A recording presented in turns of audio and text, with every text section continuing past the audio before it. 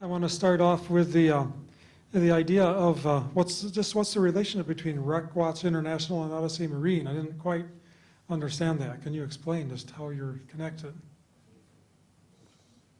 Sure, thanks, John. It's very simple. I'm an independent body. I'm director of RecWatch International, based in the UK. I'd known the guys at Odyssey for some time, and like everyone else at first, one is wary as an academic of the commercial world. I met the guys a few times. They opened up their files to me, which I was quite surprised at, and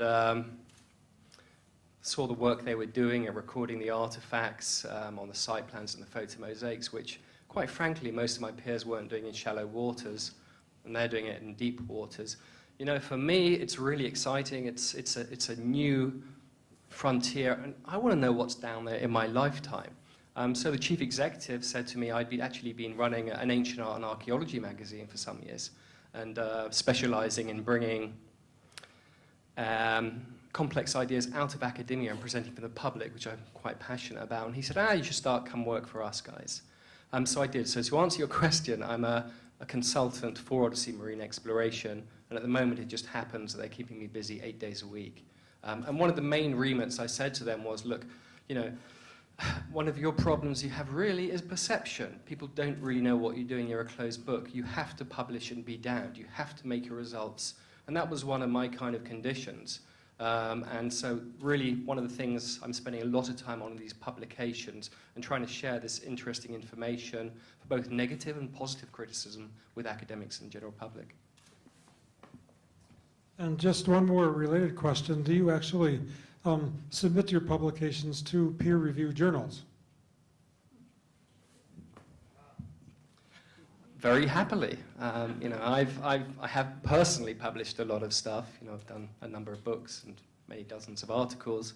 What you find when the P word comes along, profit, is suddenly, your friends, they'll have beers with you, but when it comes to peer review, they say, look, it's not quite for us. The Odyssey people, before I came along, they had been continuously knocking on the International Journal of Nautical Archaeology's door, and their reputation, regrettably, preceded them. Although I think, as you saw, not everything is commercially oriented. We will be at the moment. For me, if a site isn't published, it doesn't exist.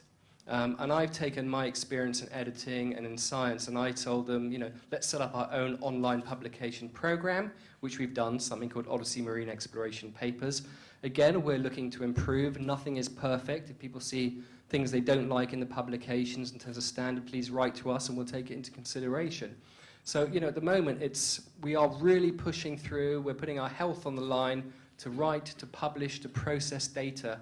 And then when the stuff is out there, I think we'll sit back, we'll do more synthesis works of syntheses, and supply those to various articles. I do personally have an article being considered for peer review in Public Archaeology on the problem of trawling, which I consider to be far more extensive in our waters, US and the UK, than site looting or commercial archaeology work.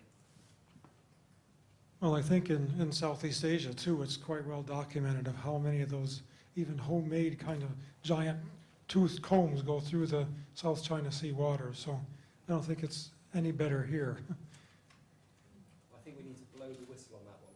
Can I mention something about peer review, if I may? Dr. Kingsley mentioned that way back when actually Odyssey was attempting to publish, quite wholeheartedly, we were not being received very warmly by the academic world, and then decided, well, they're not going to receive us, we're going to go ahead and publish ourselves, which we've done with rigor the past couple of years, and you'll see when you all have a chance at some point to read Ocean's Odyssey, the extent of research that's involved. But we're not peer-reviewed. However, the papers that I work on, which are largely object-based, are consistently reviewed by experts in the field that know the information, and not just one, but 3, 4, all depending on the particular subject matter. So I feel very comfortable in the sense that working with experts who have certainly greater knowledge than I do benefits our publications tremendously. Thanks, Ellen. Questions from the floor? Alan. Just to follow up on your questions, John, it seems to me that there is an inherent and intransigent problem with private salvage company and private salvage companies participating, and I'm wondering how we get around that. We've talked a little bit about private-public partnerships and the challenges of funding and the emergency situations in many parts of the world, this region included. And yet there is a very strong resistance to private salvage. I mean, I think this is one of the crux issues in all of this. Self-publishing and publicity and all the good PR that you can do will not get around that. And I want to pose this question to the entire panel, and maybe even some of the speakers this morning who represent government institutions or NGOs, for example, of what it would take to really get around this. It seems to me that this is the one stumbling block, in my opinion, for the future. And it could be even divided up into you know, the licensed archaeology model, a partnership model, perhaps, is another option, well, a 50-50 shared situation. But you seem to be at Odyssey looking at an entirely different model, one that becomes even more independent. So my question is less to the private companies than to the rest of us, the government institutions and the museums. What would it take to get us to the next level of acceptance? How could we develop a comfort level for working with private companies, for example, in Southeast Asia, in Thailand, and elsewhere? This is what I'm really worried about. If I may, I think the time has come where we have to separate the men from the boys. In other words, there are lots of people in the private sector who are doing a very good job and could pass, I think, most tests. Whether they bring in, at an earlier stage, a marine archaeologist, whether their methods are in order. But the issue here is, I think that sometimes you need private sector audacity and daring to salvage a collection. Because by the time the government and the university gets around to it, so much looting could take place, we would lose so much. So I think it's the criteria that we should be judging people on, not what hat they wear. Just to add a little bit to that, there have been various efforts to set up professional standards in archaeology in general. Besides just having a PhD, or not necessarily even having a PhD. There was a Society of Professional Archaeologists, which they attempted to start in the USA, for example, but just not enough people decided to sign up for it. So there could be regional associations, for example, SPAFA or ASEAN, who decide to set up their own professional standards. So why not ASEAN do their own? Yes, Sean. I think that's really important. That's my question for the government people. I'd like to hear from Mr. Rujaya or some of the speakers. I'd like to hear someone who's not a private archaeologist, just to see what it would take to get us past this, or our friends from the field. Sorry. Yes, I think it has to do with the method of financing it. Suppose, given the fact that you're a professional, fully professional, you know what you're doing, and you know all the things that archaeologists are concerned with. Now, can we have financing from the government or whoever, Bill Gates or whoever, some people with a lot of money to spare, you know, to just, it's like outsourcing. You know, we don't know how to do it, or we don't have the capacity to do it, so we ask someone to do it by paying with money, cash, to do it. And let's not talk about dividing up what people might say the loot. In fact, you are joining in, finding the treasures, and then you divide it up. I think people don't like that idea. And why can't I, who have a lot of money, employ you to do it? And do you say that, okay, we won't do it. We want part of what we come up with. Now, that would be raising question, why? So why are you doing this? You're not doing this for money. You're doing this for the objects. So I'm just, just asking. If you do it just for the money, okay, the expenses, you're doing it. But if there's somebody that has enough funding for it, would you do it?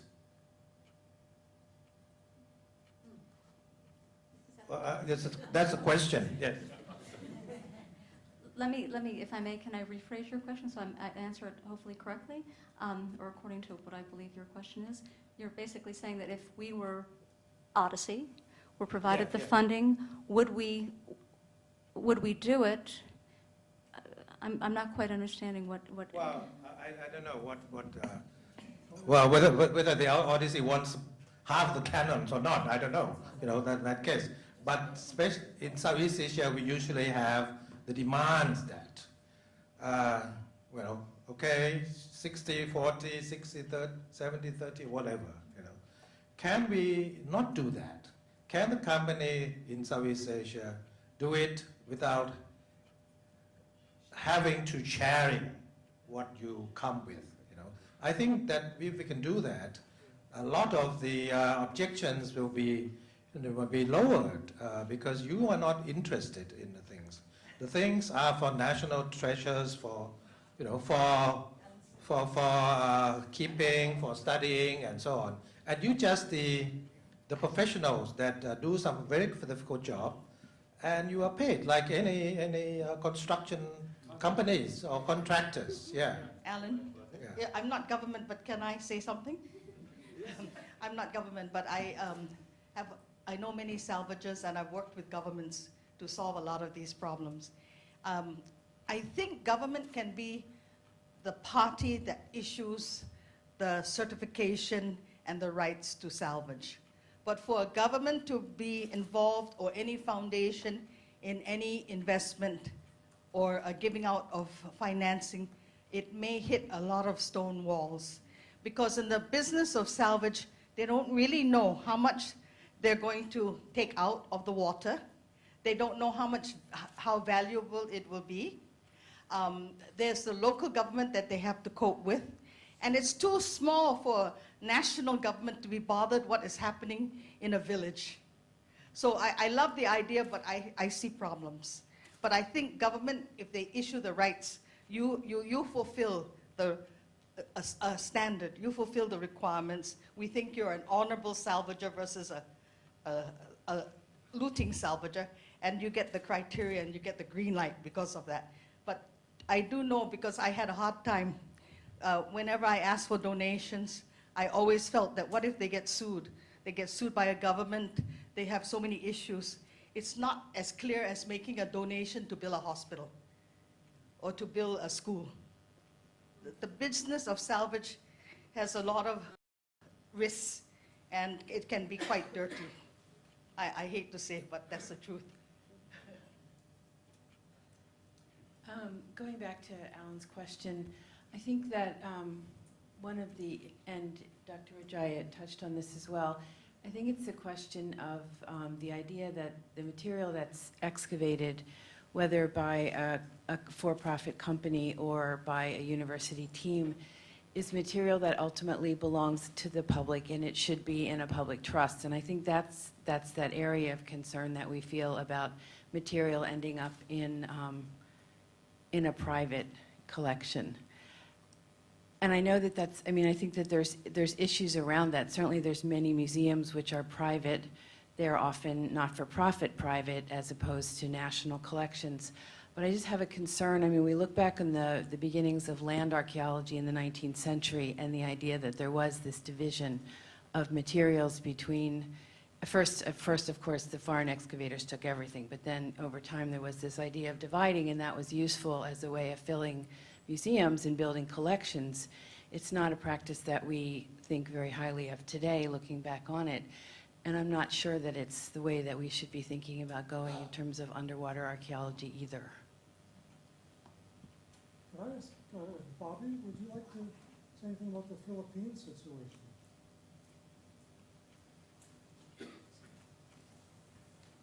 Well, speaking for the Philippines, we've been working with proponents, as I've said, since the 1980s, and it has been successful so far.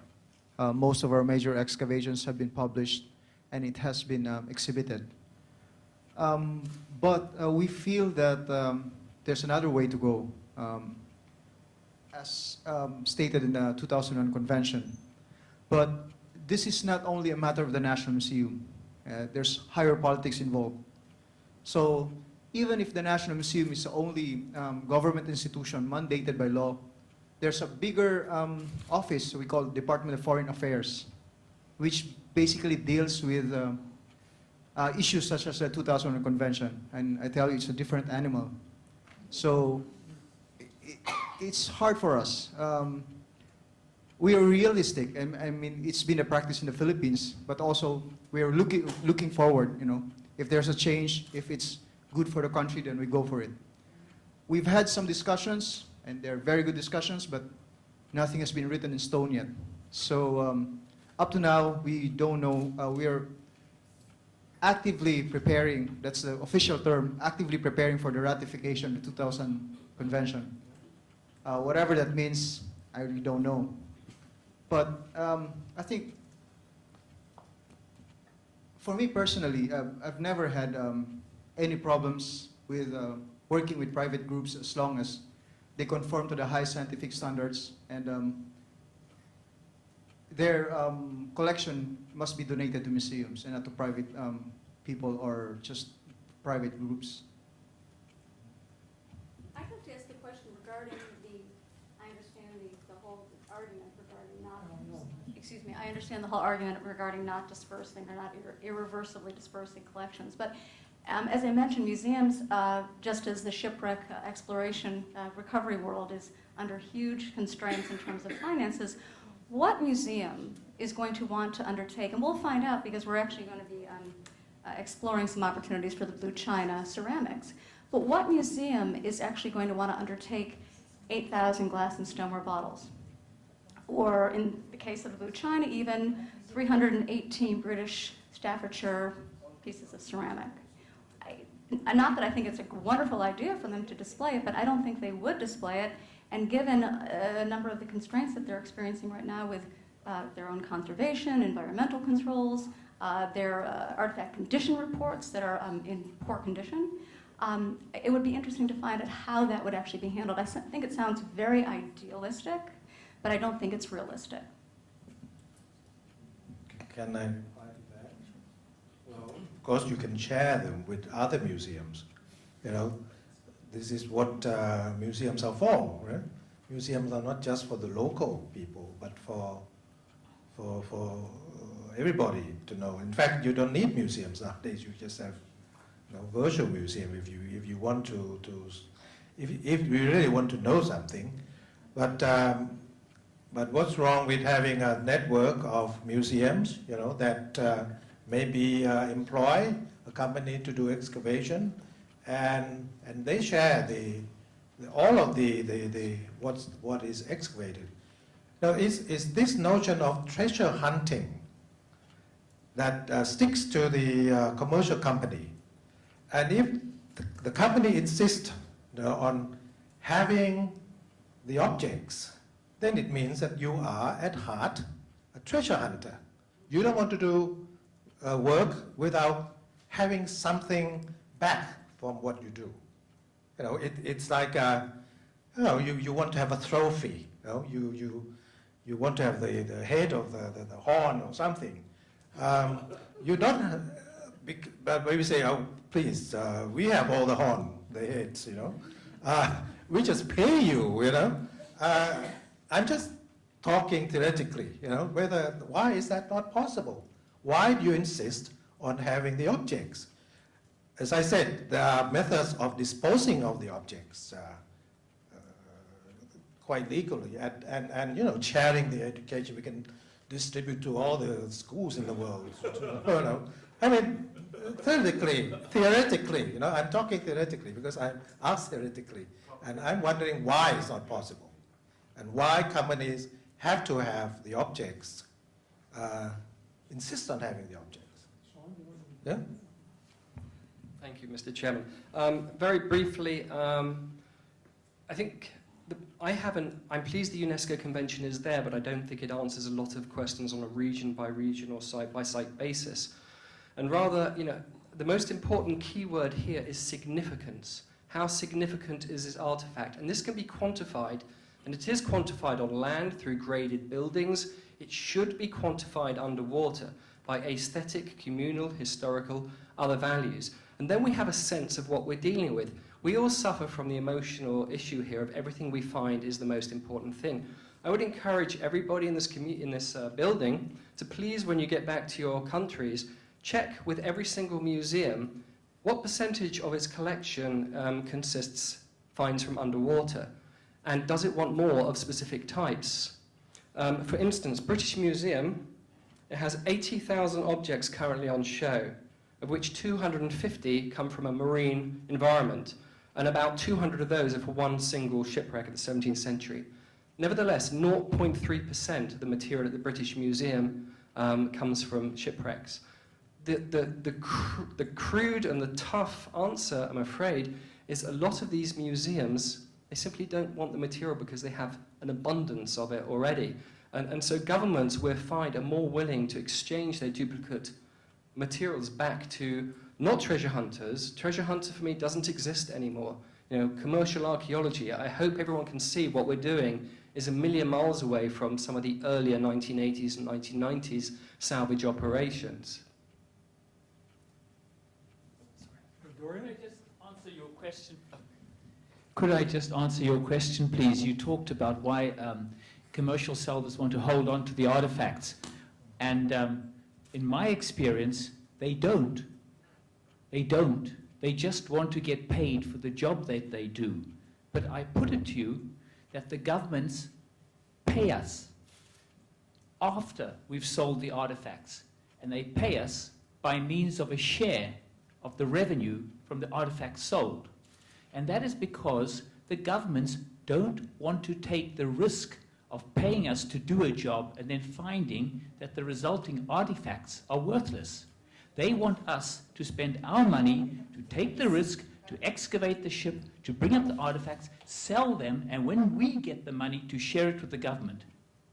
And so, of course, we have a great desire to bring up as many artifacts and hang on to them until we can get them to sale.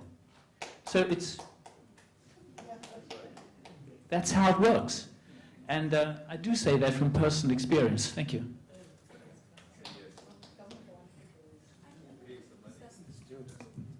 I guess the other question or issue I'd like to discuss here is the deaccessioning that takes place in museums. I mentioned it briefly in my presentation.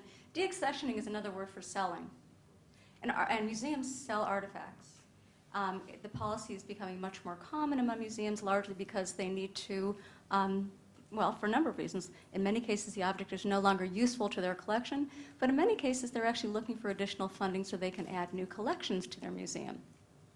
So in terms of the sale of artifacts and wanting to keep these collections intact, it's not that keeping them intact is a bad thing. It's simply not viable when you've recovered, I don't know how many, 8,000 ceramics from was it the Belatung shipwreck? Are these all in the exhibit? And I'll see soon enough. But in terms of museums perpetually taking care of these artifacts, again, it's not realistic, and they're not displayed. They're kept in storage, and there's a number of cases where museums are not even fully aware of their full collections because their artifact condition reports are not complete. They're no longer up to date. It's an ongoing issue, and if you read enough of the information that's out there, museums cannot handle this as well.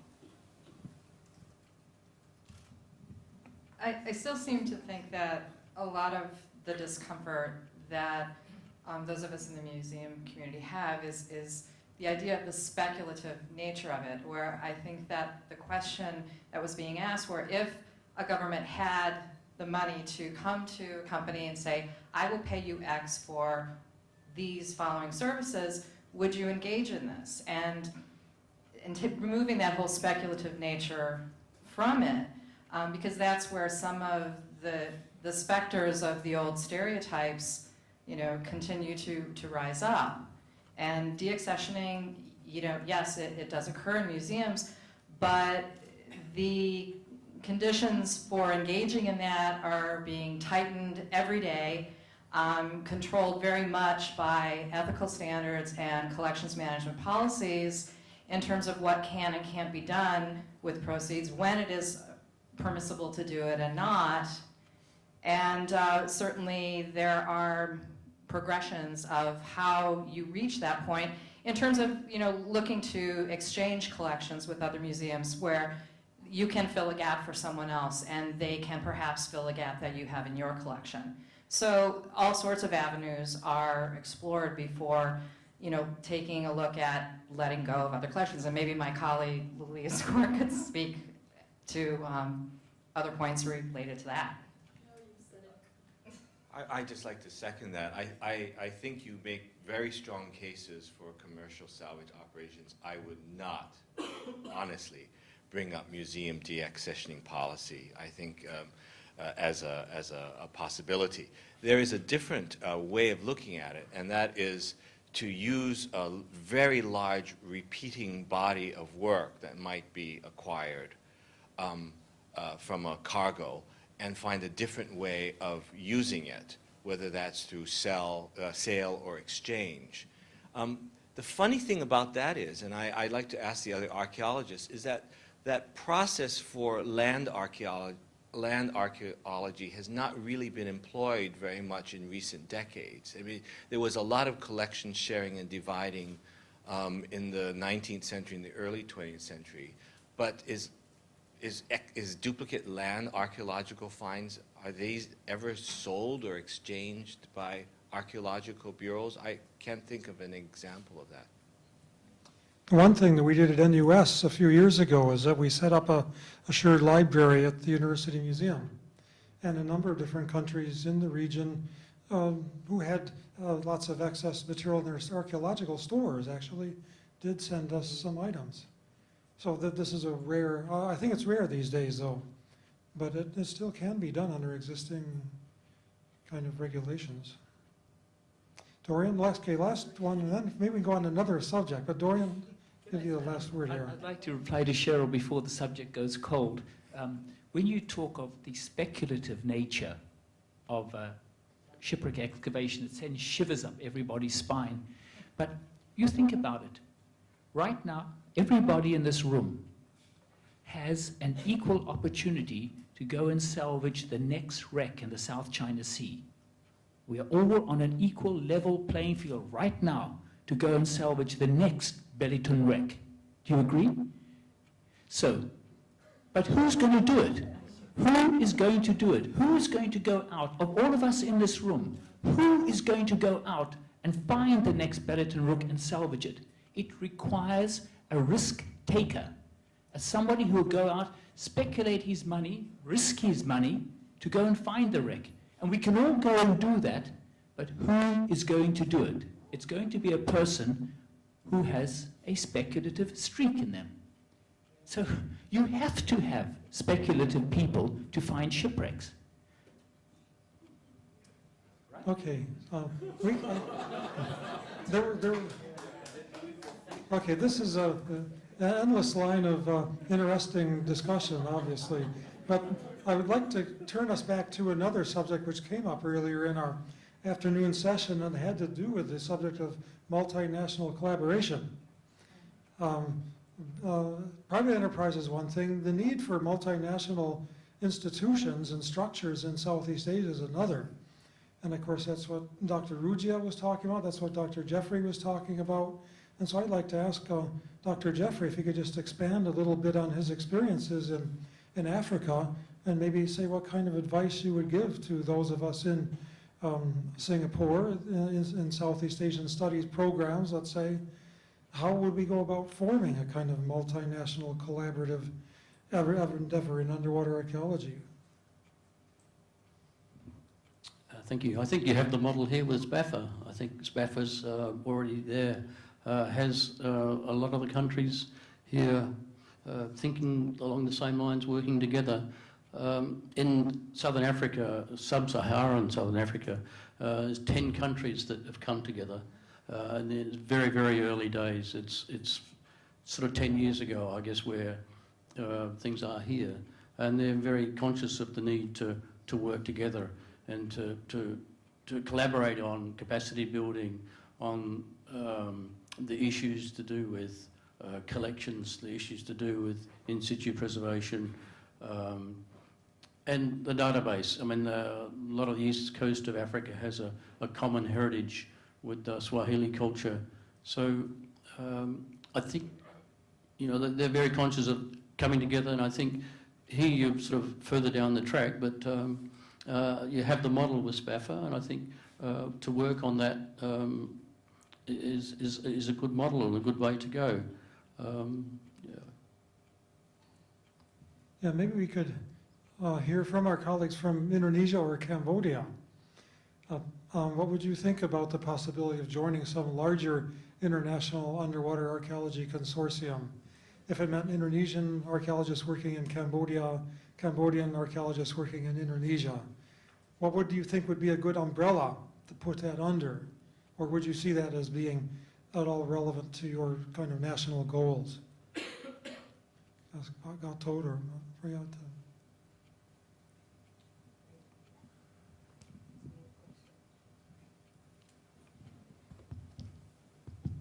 Yes, I think it's a good idea to work in internationally. Maybe we can start from SPAFA first. Maybe SPAFA can broaden the collaboration between Asian and China and Australia, and then, yeah, I think. Okay, and then Pan, Mr. Pan? I have no idea more. I agree with the colleagues from Indonesia. Okay, Rujaya? Well, maybe the fact that Malaysia then went to do cooperative work with Mr. Stan, right? And Philippines also, and Vietnam, yeah, but Philippines and Malaysia participate in SPAFA activities, and Thailand never. No? Am I right? Thailand never dealt with private companies. So what we have been doing is very slow. It's capacity building of archaeologists, marine archaeologists. But if you want to get some results, you have to do that. You know, you have to employ a private company to do that. So maybe Malaysia and the Philippines think that it's two different things. You know, one, okay, capacity building for your staff, but the other one is you want to get the stuff, you know, before they are destroyed by looters. So you got to move in. You know. But the Thai case, they move in with the Navy. So they stop the looting or try to use the police, you know, policing it. So what happened to stuff there? Well, hopefully it's there, you know, forever or until something can be done. So you know, these are the choices. If you want to do it yourself, you may have to wait until you're capable of doing it, or you have the money to employ in the way that there is no sharing of what you find. So I'm not sure, you know, whether what we're doing is a solution to countries that want to get the things out very quickly. You know, in which case they have to resort to what Malaysia has done. But I think that also became embroiled in some, you know, I believe there were some court cases or something involved. So there's also risk in dealing with companies if you don't know them properly. Or maybe I don't know. I don't know what happened. But so in Malaysia, I think they sort of stopped doing anything now. Because of all these arguments, and then UNESCO comes in and so on. So as far as I know, there's no activity in Malaysia. If I may add, one of the objectives of the UNESCO Foundation courses is really to develop capacity. And we've done that. We have at least 40 graduates from the 3 foundation courses.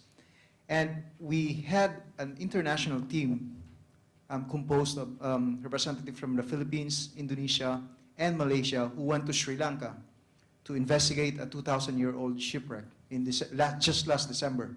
So this is one of the examples of that. It was funded by UNESCO and I think Norway, but it's not really sustainable. It's case-to-case basis.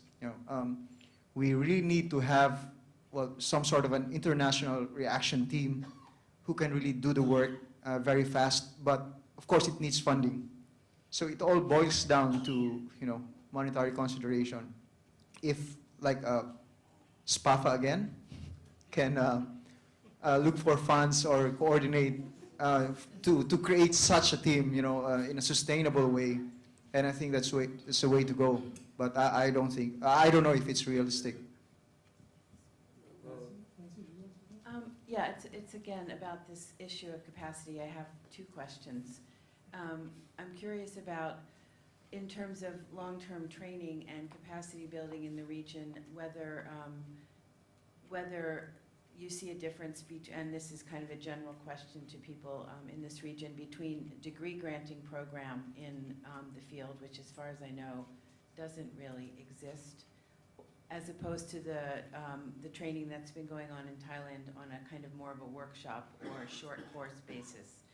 And so that's one question, the difference between those models of training and whether there's room for both, or is one preferable or not. And then secondly, I was wondering whether what you could say about the 75 people who you said had gone through all of those courses, and where they are in terms of how often they can use that training, whether they have employment in the field, whether they've been able to go on and train other people. In other words, what's the ripple effect of that training been? And again, how has that helped to build capacity?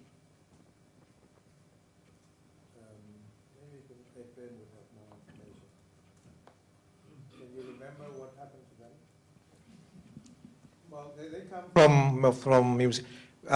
What we have done is not only for diving and excavating, but also for looking after the things after they come up. We have to treat them and so on. So it's connected to the museum part too. So not all of those people are divers or continue diving. Prem, can you clarify? We can divide it into many categories. For the researcher, we can train diver to learn how to work underwater, and for archaeologists, we train them for diving, and also we have a special course for the Navy about the law, about how to recognize what is an artifact. When they go to the looter, they know what happened.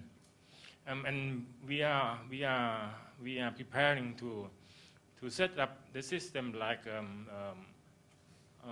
I don't know what they call in English, like the villager. Royal Thai Navy, they have the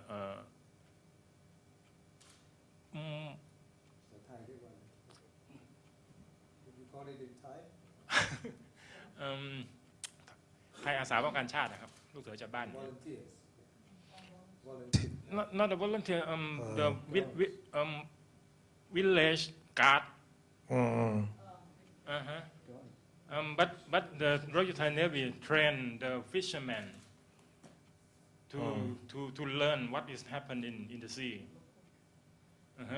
Local guard, something like that.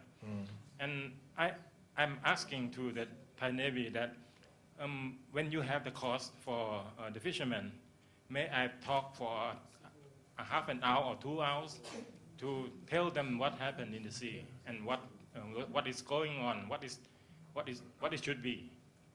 And this is the new project we are looking forward. I think something like civil defense, John?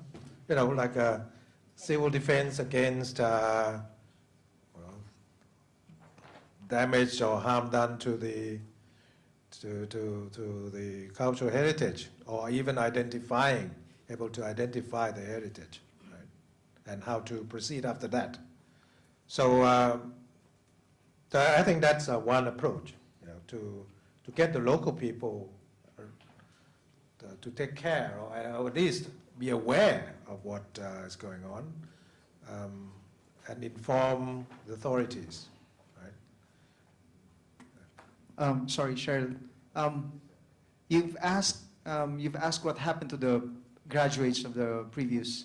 They either retired, they transferred to another office, or they've become administrators in the case of the Philippines. But nobody has been practicing during the last 1992, I think, SPAFA convention. And the 2003 also 10 years ago, they've gone up and just became administrators. Well, that's why UNESCO sort of become more active because of the convention. But then they may stop. We don't know, because the UNESCO has no money. They have to get from somewhere. But we have the sort of commitment, you know, to capacity build people in Southeast Asia, you know, on certain things. And this is one subject that we've been doing. We're talking about 74, you know. Since 74, I mean, you probably can't dive now if you were trained in 74. How many years ago was that? Over 30 years. So you got to build up new generations all the time. And we didn't do so much. I mean, we sort of tapered off a little bit and did other things. But if we start doing it again, we can have new generations, you know, of divers and people that need to be looking after the heritage. But I was wondering, you know, how much does it take to have a capability of these companies? I mean, what do you need? You know, can we have some regional setup, you know, that can do the job of the Odyssey, or without that transformer machine that you have, you know, it looks like a transformer from the movie. Maybe it stands up too. Well, I mean, what does it take to be able to salvage in some not so deep areas? How many boats you need? How many machines you need? And if we can all get together and have a sort of a central, you know. I think it needs a centre for excellence. I think it needs a place, you know, a hothouse where you can really hothouse the right people to work on it in partnership. I think it has to be a public-private partnership of some sort, plus NGO, plus SPAFA, plus, you know. And I think the other things need to be going on into the future. The sustainable capacity building approach needs to carry on autopilot, you know, ad infinitum. You can't do enough of that. And the local community sense of ownership and their involvement, all the different stakeholders, a whole package that needs to continue. And I'm aware that we need to continue this discussion tomorrow, and the audience needs to continue with their Saturday evening. You'd like to have one last comment, and then I think we have to really wrap up for today. Just the issue of the stakeholders. That we talk about, you know, half a dozen archaeologists doing everything. I mean, these sites are important for a number of reasons. In South Africa, we have about 6 departments, 6 stakeholders. In Tanzania, there's about 8 stakeholder agencies covering the length of the whole coastline. The marine park zones that we have, marine park rangers, they become part of the stakeholders and they can help look after sites. We have the community, we have museums, we have academics. So there's a whole range of stakeholders can be involved. Shouldn't be just left to just a half dozen archaeologists to do this work. So it's rather quite like a diverse. these eco-museums like Ha Long Bay in northern Vietnam, where it's the whole environment and community hand in hand. Okay, well, thank you very much. I'm sorry, we haven't got more time to go, and we could spend the rest of the next week discussing these issues. And we're really happy today to have such a fantastic team here from ASEAN and from further afield. Thank you very much to all our speakers today. Alan Chong sends his apologies. He had to run to the Astana tonight for a special function, so he's sorry he couldn't be with us right at the end. But thank you very much to the audience. You've been a fantastic audience. I can tell you're on the edge of your seats. Lots of questions and burning issues. Please visit the website that is on the biodata and abstract for our Frida Sackler Gallery colleagues here, because that website has the free downloadable version of the catalogue, the exhibition catalogue, essay by essay. You can download it in PDF. And we're very conscious that we want to make this as accessible as possible to the public. The catalogue also remains on sale in the shop. Unfortunately, today's special offer has all sold out. And please use your free tickets to go to the Art Science Museum to see the exhibition before it finishes end of July. So, once again, thank you very much, everybody.